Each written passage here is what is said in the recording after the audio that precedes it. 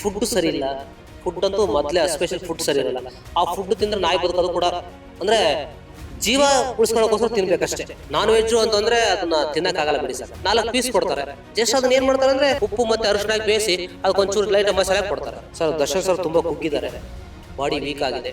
ಆ ಫುಡ್ಗೆ ಫೀವರು ಬರುತ್ತೆ, ಲಾಕ್ಕೋನು ಹೊಡಿತದೆ. ಬಟ್ ಆ ಜಾಗದಲ್ಲಿ ಅವರನ್ನು ನೋಡಿದ್ದು ಬಹಳ ನೋವು ಸರ್, ಅಭಿಮಾನಿಯಾಗಿ. ನಮಸ್ತೆ, ನೀವು ನೋಡ್ತಾ ಇದ್ದೀರಾ ಫಿಲ್ಮ್ ಬೀಟ್ ಕನ್ನಡ. ನಾನು ಯಶವಂತ್. ಸೊ ಇತ್ತೀಚೆಗಂತೂ ಯಾವುದೇ ಚಾನಲ್ ಓಪನ್ ಮಾಡಿದ್ರು, ಯೂಟ್ಯೂಬ್ ಚಾನಲ್ ಓಪನ್ ಮಾಡಿದ್ರು, ಸೊ ಕಾಣಿಸುವಂತದ್ದು ಫಸ್ಟ್ ಸ್ಟೋರಿ ಏನು ಅಂತಂದ್ರೆ ದರ್ಶನ್ ಅವ್ರ ಬಗ್ಗೆ. ಸೊ ದರ್ಶನ್ ಅವ್ರನ್ನ ನೋಡಕ್ಕೆ ಯಾರು ಹೋಗಿದ್ದಾರೆ, ದರ್ಶನ್ ಅವರ ಹೆಂಗಿದ್ದಾರೆ, ಅವರ ಸ್ಥಿತಿಗತಿಗಳು ಯಾವ ರೀತಿಯಾಗಿದೆ ಅನ್ನೋದು ಪ್ರತಿಯೊಂದು ಸಲನೂ ಬರ್ತಾನೆ ಇದೆ.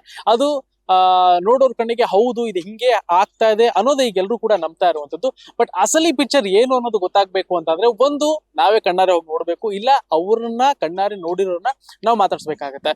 ಸೊ ಇವಾಗ ನನ್ನ ಜೊತೆ ಮಾತಾಡಕ್ಕೆ ಅಂತಾನೆ ಆ ಒಂದು ವ್ಯಕ್ತಿ, ಅವ್ರನ್ನ ತುಂಬಾ ಹತ್ತಿರದಿಂದ ನೋಡಿದಂತ ವ್ಯಕ್ತಿಯೊಬ್ರು ಜೈಲಿನಿಂದ ಆಚೆ ಬಂದಿದ್ದಾರೆ. ಸೊ ಅವ್ರನ್ನ ಮಾತಾಡ್ಸುವಂತ ಸಮಯ ಇದು.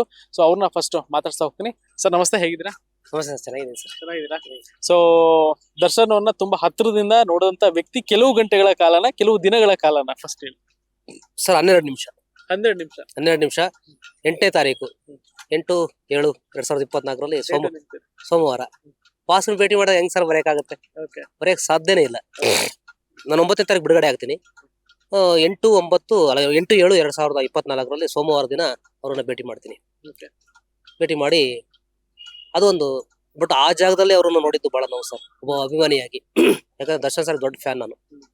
ವಿಷ್ಣುವರ್ಧನ್ ಸಾರಿಗೆ ದೊಡ್ಡ ಫ್ಯಾನ್ ಅವಾಗ, ಈಗ ದರ್ಶನ್ ಸಾರಿಗೆ ದೊಡ್ಡ ಫ್ಯಾನು. ಆದ್ರೂ ಆ ಜಾಗದಲ್ಲಿ ಅವರು ನನ್ನ ಭೇಟಿ ಮಾಡಿ ಥ್ಯಾಂಕ್ಸ್ ಕೊಟ್ಟು, ಸರ್ ಅವ್ರು ಎಂತ ಹೃದಯವಂತ ಅಂತಂದ್ರೆ, ಇದು ಏನಿರ್ಬೋದು ಪಕ್ಕಕ್ಕಿಟ್ಬಿಡನ್ರಿ, ಇದನ್ನ ಪಕ್ಕಕ್ಕಿಟ್ರೆ ಅವ್ರು ಎಂತ ಹೃದಯವಂತ ಅಂತಂದ್ರೆ, ಅಧಿಕಾರಿಗಳು ಹೋಗ್ಬಿಟ್ಟು ನಾನು ಅಧಿಕಾರಿಗಳು ರಿಕ್ವೆಸ್ಟ್ ಮಾಡ್ಕೊಳ್ತೀನಿ, ಇಲ್ಲ ನಾನು ಬಾಸ್ನ ಭೇಟಿ ಮಾಡದಲ್ಲೇ ನಾನು ಬಿಡುಗಡೆ ಕೂಡ ನನಗೆ ಇಷ್ಟ ಇಲ್ಲ, ಬಂದಿದ್ದೀನಿ, ಮತ್ತೆ ಅವ್ರು ಹೊರಗಡೆ ಸಿಕ್ತಿದ್ರಲ್ಲ ಗೊತ್ತಿಲ್ಲ, ಬಂದ್ಬಿಟ್ಟಿನಿ, ಅವಕಾಶ ಮಾಡ್ಕೊಡಿ ಒಂದೊಂದು, ದಯವಿಟ್ಟು. ದೊಡ್ಡ ಅಭಿಮಾನಿ ನಾನು ಅವ್ರಿಗೆ. ಅವ್ರ ಮೆಜೆಸ್ಟಿಕ್ ಸಿನಿಮಾದಿಂದ ಕಾಟೇರ ಸಿನಿಮಾದವರೆಗೂ ನಾನು ಅವ್ರನ್ನ ಪೋಸ್ಟ್ ಇಟ್ಕೊಂಡಿರೋ ವ್ಯಕ್ತಿ ನಾನು. ಯಾವ್ಯಾವ ಸಿನಿಮಾದಲ್ಲಿ ಅವ್ರು ಏನೇನು ಹೆಸರಿದೆ ಅದನ್ನು ಕೂಡ ಜ್ಞಾಪಕ ಇಟ್ಕೊಂಡಿರೋ ವ್ಯಕ್ತಿ ನಾನು. ದಯವಿಟ್ಟು ಭೇಟಿ ಮಾಡಿಸಿ ಅಂತಂದಾಗ ಅದು ಆ ಅಭಿಮಾನ ಅವ್ರಿಗೆ ಇಷ್ಟ ಆಗುತ್ತೆ. ಅದಿಲ್ಲ ಅಧಿಕಾರಿಗಳಿಗೆ ಆಯ್ತು ಬಾರಪ್ಪ ಅಂತ ಕರ್ಕೊಂಡು ಹೋಗ್ತಾರೆ. ಬಾಸು ಹೊರಗಡೆ ಇರ್ತಾರೆ.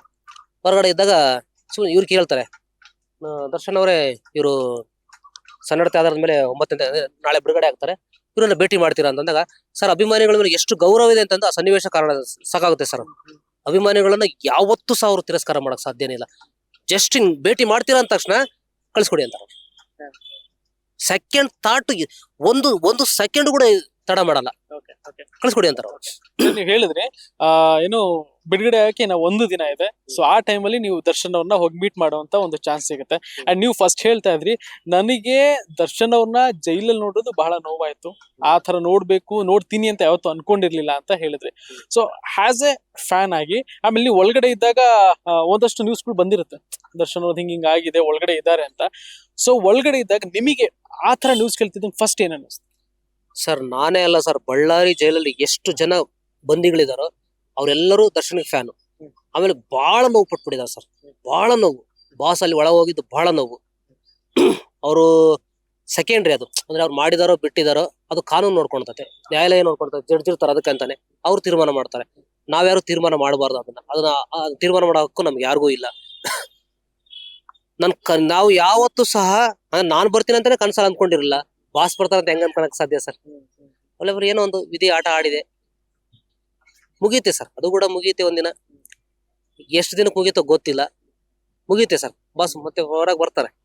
ಓಕೆ ಸರ್, ಈಗ ನಾವು ದರ್ಶನ್ ಅವ್ರನ್ನ ಯಾವ ರೀತಿಯಾಗಿ ನೋಡಿದೀವಿ ಅಂತಂದ್ರೆ, ಸ್ಕ್ರೀನ್ ಮೇಲೆ ನೋಡಿದಾಗ ಒಂದು ಆಜಾನುಬಾಹು.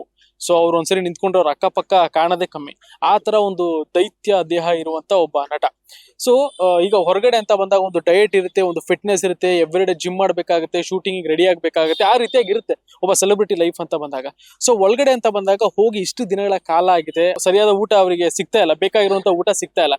ಹಾಗಾಗಿ ಅವರನ್ನ ನೋಡ್ತಾ ಇರ್ಬೇಕಾದ್ರೆ ಹೆಂಗಿದೆ, ಅವರ ಒಂದು ಫಿಟ್ನೆಸ್ ಹೆಂಗಿದೆ, ಅವರ ಒಂದು ದೇಹ ಯಾವ ರೀತಿಯಾಗಿದೆ ಇವಾಗ? ಸರ್ ಅವರು ಈಗ ಮೋಸ್ಟ್ಲಿ ಫಿಟ್ನೆಸ್ಗೆ ಅಷ್ಟು ಅಲ್ಲಿ ವ್ಯಾಲ್ಯೂ ಕೊಡ್ತಿಲ್ಲ ಅಂತ, ನಾನು ಅಂದ್ರೆ ಸಮಯ ಕೊಡ್ತಿಲ್ಲ ಅಂತ. ಯಾಕಂದ್ರೆ ಅಲ್ಲಿ ಫಿಟ್ನೆಸ್ ಮೇಂಟೈನ್ ಮಾಡಕ್ ಏನಿಲ್ವಲ್ಲ ಸರ್. ಅಲ್ಲಿ ಫುಡ್ ಸರಿ ಇಲ್ಲ. ಫುಡ್ ಅಂತೂ ಮೊದಲೇ ಸ್ಪೆಷಲ್ ಫುಡ್ ಸರಿ ಇರಲ್ಲ.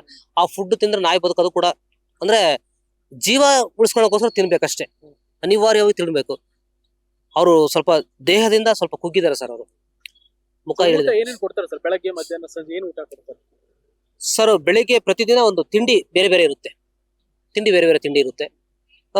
ಸೋಮವಾರ ಟೊಮಟೊ ಬಾತು, ಮಂಗಳವಾರ ಚಿತ್ರಾನ್ನ, ಬುಧವಾರ ಅವಲಕ್ಕಿ, ಗುರುವಾರ ಪುಳಿಯೋಗರೆ, ಶುಕ್ರವಾರ ಉಪ್ಪಿಟ್ಟು, ಶನಿವಾರ ವಾಂಗಿಬಾತು, ಭಾನುವಾರ ಪಲಾವು. ಇದು ರೊಟೀನ್. ಎಷ್ಟು ವರ್ಷ ಇದೇ ಇರುತ್ತೆ. ನಾನ್ ವೆಜ್ ಏನಾದ್ರು?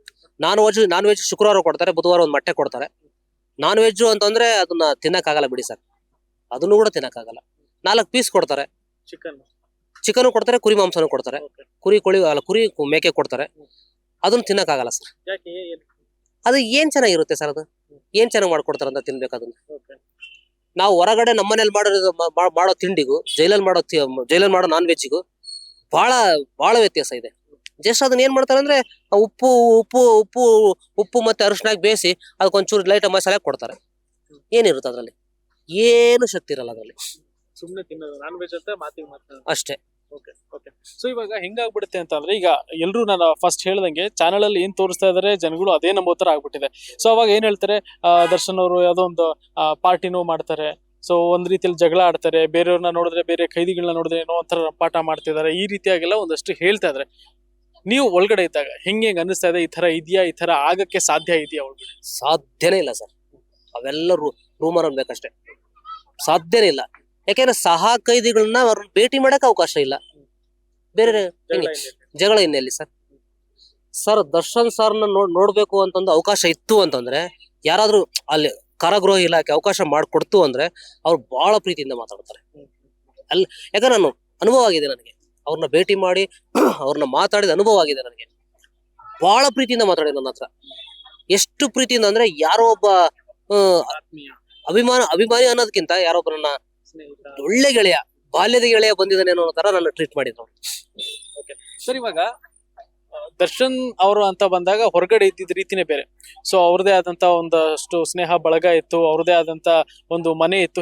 ಈ ತರ ಇದ್ದವರು ಸೊ ಒಳಗಡೆ ಯಾವ ರೀತಿಯಾಗಿದೆ, ಜೊತೆಗೆ ಟ್ರೀಟ್ಮೆಂಟ್ ಯಾವ ರೀತಿಯಾಗಿ ಕೊಡ್ತಾ ಇದಾರೆ? ಸರ್ ಸೌಲಭ್ಯ ಅಂದ್ರೆ ಯಾವ್ದು ಸೌಲಭ್ಯ ಕೊಟ್ಟಿಲ್ಲ ಅವ್ರಿಗೆ. ಏನೇನಿದೆ ಅವರ ಸೆಲ್ಲಲ್ಲಿ 12 ಅಡಿ ಉದ್ದ, 8 ಅಡಿ ಅಗಲ ಸೆಲ್ಲು.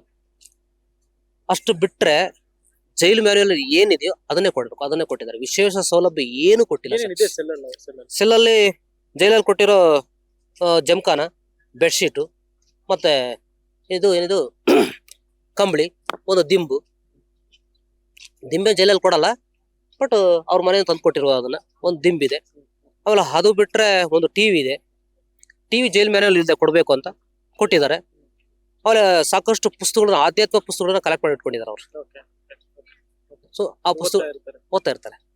ಸೊ ಈಗ ಏನಾಗುತ್ತೆ ಅಂತಂದ್ರೆ, ನೋಡಕ್ಕೆ ಒಂದಷ್ಟು ಜನ ಬರ್ತಾ ಇದಾರೆ, ಬಟ್ ಎಲ್ಲರಿಗೂ ಒಳಗಡೆ ಬಿಡಕ್ ಆಗ್ತಾ ಇಲ್ಲ ಅಂತ ಹೇಳ್ತಾ ಇದಾರೆ. ಕೆಲವೊಂದ್ ಕಡೆ ದರ್ಶನ್ ಅವ್ರಿಗೆ ಅವ್ರನ್ನ ನೋಡಕ್ಕೆ ದರ್ಶನ್ ಅವ್ರಿಗೆ ಇಷ್ಟ ಇಲ್ಲ, ಹಂಗಾಗಿ ಅವರು ನಿರಾಕರಣೆ ಮಾಡ್ತಾ ಇದಾರೆ ಅನ್ನೋ ಒಂದಷ್ಟು ವಿಚಾರಗಳು ಕೂಡ ಬರ್ತಾ ಇದೆ.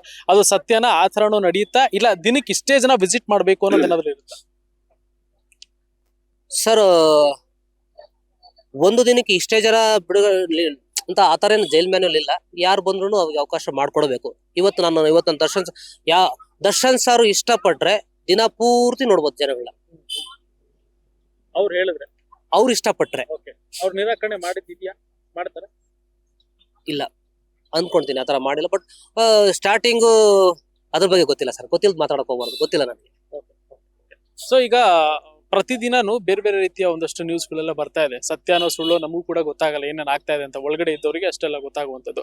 ಈಗ ಹೇಳ್ತಾ ಇದಾರೆ, ಈಗ ಮನೆ ಊಟ ಬೇಕು, ಅಲ್ಲಿನ ಊಟ ಸೆಟ್ ಆಗ್ತಾ ಇಲ್ಲ, ಹಾಗೆ ಹೀಗೆ. ಆಮೇಲೆ ಇತ್ತೀಚಿನ ದಿನಗಳಲ್ಲಿ ಸ್ವಲ್ಪ ಫೀವರ್ ಬಂದಿದೆ, ಮೈಗೆ ಹುಷಾರಿಲ್ಲ ಅಂತ ಹೇಳ್ತಾ ಇದ್ರು. ನೀವು ಆ ಒಂದು ಟೈಮ್ಗಳು ಇನ್ನೇನ್ ನೀವು ಆಚೆ ಬರ್ಬೇಕು ಅನ್ನೋ ಟೈಮಲ್ಲಿ, ಇಲ್ಲ ಅವ್ರನ್ನ ಮಾತಾಡ್ಸಂತ ಕೊನೆ ಟೈಮ್ಗಳಲ್ಲಿ ಹೆಂಗ್ ಅನಿಸ್ತಾ ಇತ್ತು? ಅವ್ರನ್ನ ನೋಡಿದಾಗ ಅವ್ರ ಮಾತಾಡೋ ಶೈಲಿಲಿ ಹೆಂಗ್ ಅನಿಸ್ತಾ ಇತ್ತು? ಸರ್ ದರ್ಶನ್ ಸರ್ ತುಂಬಾ ಕುಗ್ಗಿದ್ದಾರೆ, ಬಾಡಿ ವೀಕ್ ಆಗಿದೆ. ಆ ವಾತಾವರಣಕ್ಕೆ, ಆ ಫುಡ್ಗೆ ಫೀವರು ಬರುತ್ತೆ, ಲಾಕ್ಕೋನು ಹೊಡಿತತೆ. ಅಂದ್ರೆ ಜನಗಳಿಗೆ, ದರ್ಶನ್ ಸಾರಿಗಲ್ಲ, ಜನಗಳಿಗೆ ಆರೋಗ್ಯ ಸ್ಥಿತಿ ಅಂದ್ರೆ ಆರೋಗ್ಯ ಕಾಪಾಡ್ಕೊಳ್ಳೋದು ಬಹಳ ಕಷ್ಟ ಸರ್. ಅಲ್ಲಿ ಆರೋಗ್ಯ ಕಾಪಾಡ್ಕೊಳ್ಳೋದು ಬಹಳ ಕಷ್ಟ. ಅದು ದರ್ಶನ್ ಸಾರಿಗೆ ಇರ್ಬೋದು, ಬೇರೆ ಯಾರಿಗೆ ಇರ್ಬೋದು, ಆರೋಗ್ಯ ಕಾಪಾಡ್ಕೊಳ್ಳೋದು ಕಷ್ಟ. ಯಾಕಂದ್ರೆ ಅಲ್ಲಿ ಟ್ರೀಟ್ಮೆಂಟ್ ಅಂತ ಫಸ್ಟ್ ಕ್ವಾಲಿಟಿ ಟ್ರೀಟ್ಮೆಂಟ್ ಏನಿಲ್ಲ. ಹಾಗಾಗಿ ಸ್ವಲ್ಪ ಸಮಸ್ಯೆ ಆಗುತ್ತೆ. ದರ್ಶನ್ ಸರ್ಗೂ ಬಹಳ ಸಮಸ್ಯೆ ಆಗುತ್ತೆ. ಅವ್ರು ಆ ರೀತಿ ಬದುಕಿದರು, ಈ ರೀತಿ ಬದುಕಬೇಕು ಅಂತಂದ್ರೆ ಬಹಳ ಸಮಸ್ಯೆ ಆಗುತ್ತೆ, ಬಹಳ ಕಷ್ಟ ಆಗುತ್ತೆ.